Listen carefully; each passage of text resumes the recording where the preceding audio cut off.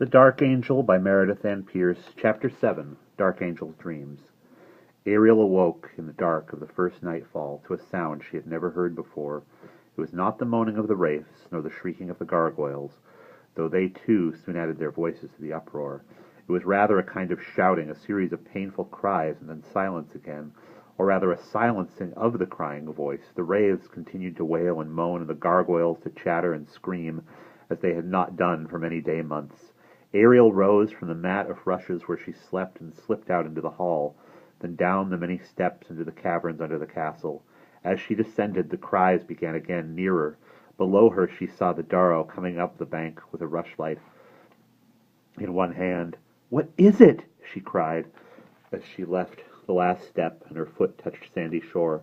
Taub came closer to her along the bank. "It is the vampire, daughter," he said. "What is wrong with him?" insisted Ariel. "Is he in pain?" "Great anguish," the Darrow replied, "but not pain. Your tales and stories have given him dreams." "Dreams!" exclaimed Ariel. "But he does not sleep." "True, true," said the Darrow. "He sleeps but yearly, on his wedding night. But that is oblivion, devoid of dreams. A dead and dreamless sleep. No, daughter, these are waking dreams." Ariel felt cold and rubbed her arms. "He cries out," she said, "as though afraid. But what is there to fear in dreams?" The Darrow sighed and took the rushlight in his other hand. "Nothing for you and me," he said. "For us who live, but he is mostly dead, and he wishes his mind to be dead to all things, but what he chooses himself to think." Ariel drew back a bit. "How long will they last?" she asked the other softly. The Darrow shrugged. "They will last as long as they last," he replied, "ceasing for a while and then returning until they have run their course." The cries redoubled and Ariel shuddered. "Is there nothing to be done? He suffers so." "Only sleep can cure these dreams," her companion said, "but he has forsaken sleep." "If this is my doing," said Ariel, "I must go to him." "That you must not," said the Darrow, almost sharply. "Perhaps there is something—" "There is nothing you may do, daughter." "I might comfort him." "He would kill you first," the Darrow said.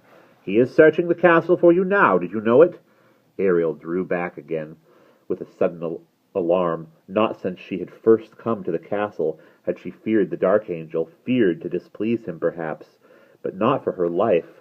Gradually she had come to almost disregard his casual threats, for his manner now seemed not at all fearsome to her. Indeed, most times he either treated her with mocking amusement or else ignored her altogether. When first he had brought her to his keep, she had expected death. She had not desired it, but she had been prepared. Now she was not. The wraiths and gargoyles depended on her. The Darrow looked to her for company, and the possibility of somehow undoing the vampire now also lay before her. Her life seemed suddenly less inconsequential, and she found that she did not at all desire to die. "Come along," the Darrow said. "He will be down here shortly. I shall have to hide you." Ariel stood unmoving, felt all will and initiative drained from her. The cries were moving closer. "If he calls to me," she said as she realized the truth of it, "I shall go to him." "Nonsense," said the Darrow. You are only a very little under his power." Ariel shook her head. "I shall not want to obey, but I shall have to. I cannot resist. His power has grown on me so."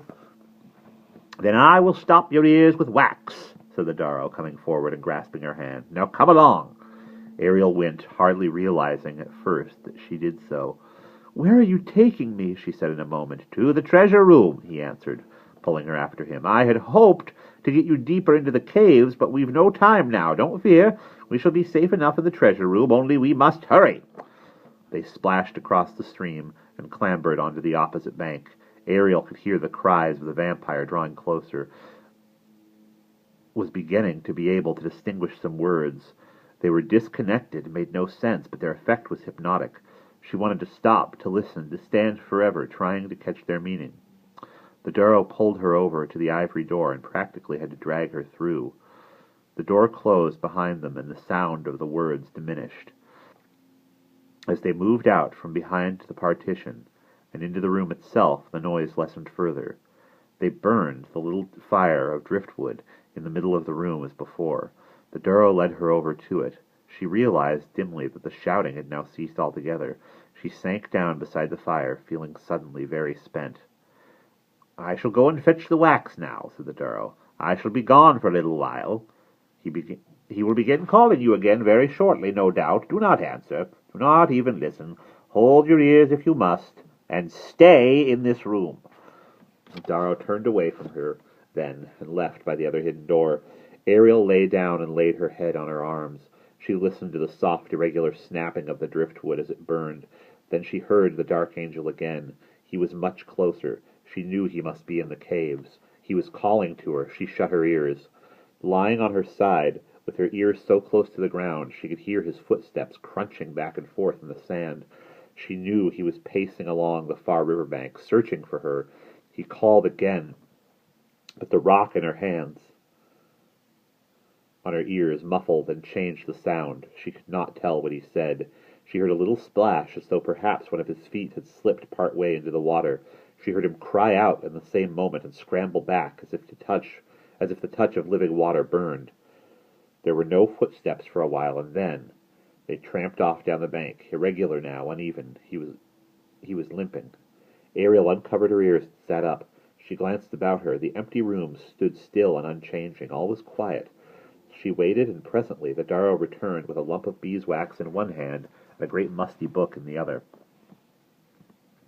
He seated himself by the fire and laid the book to one side. Ariel glanced at it curiously, but did not ask him what it was. He held the beeswax close to the fire to warm it. Ariel watched him bend and work it with his hands. The grayish wax was hard, translucent, smelled sour sweet.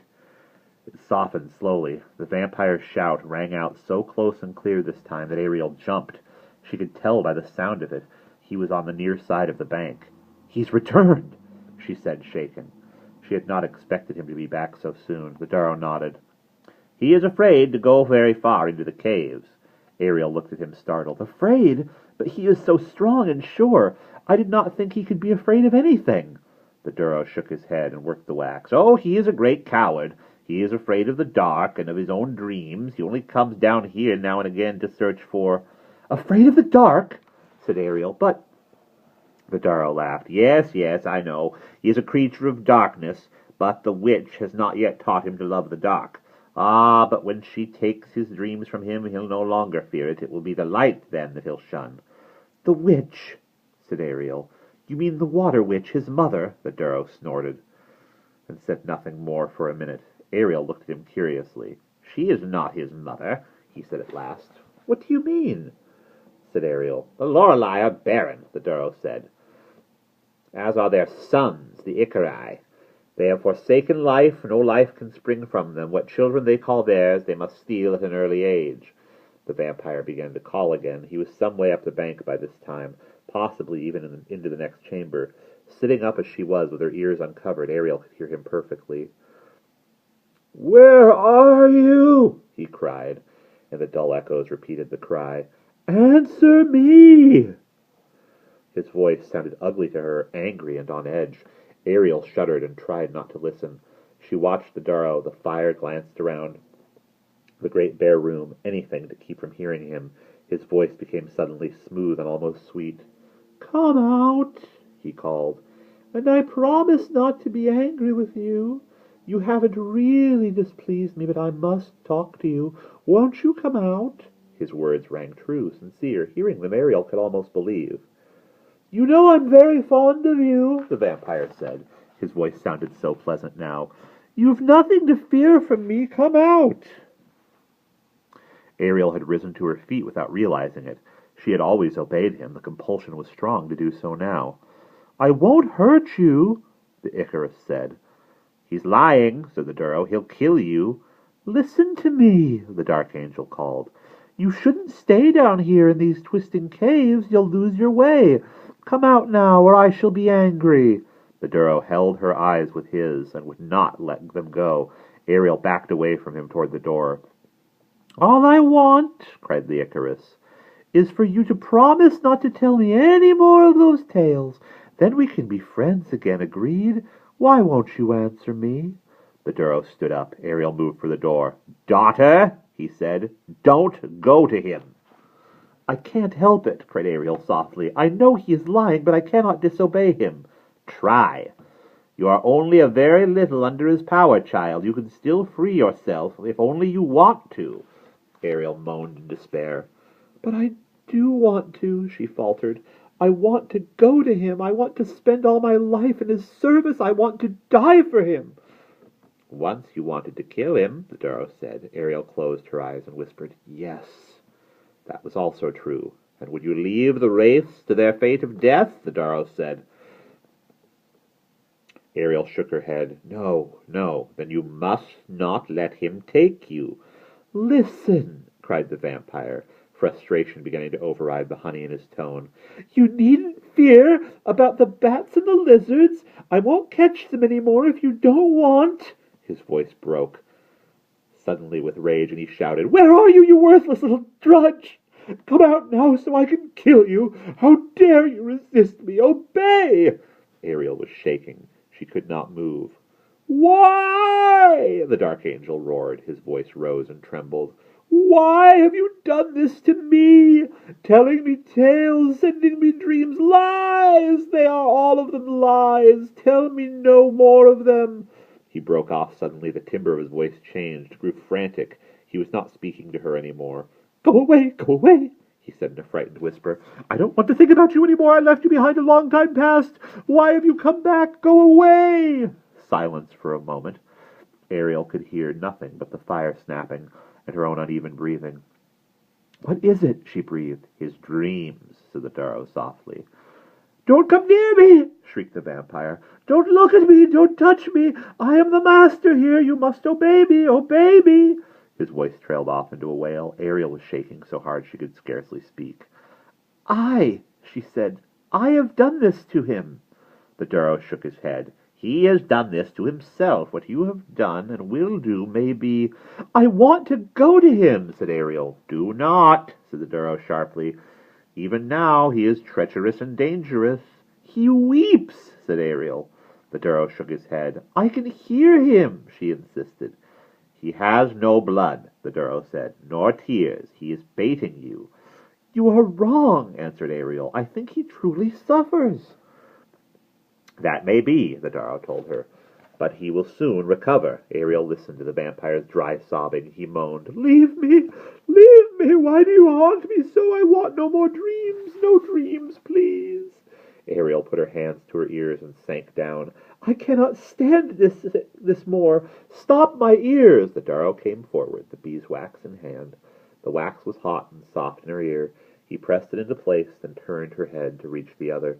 He pulled off a piece of wax from the lump, but before he could put it in, the Icarus called again, from farther away than before. She heard him limping upstream along the bank. His voice shook a little, but that was all. He was trying to sound pleasant. "Where are you?" he cried. "Come out. There's no need to be afraid." Ariel let the Duro press the warm wax into her ears, and then all was quiet. And that is where we will pause.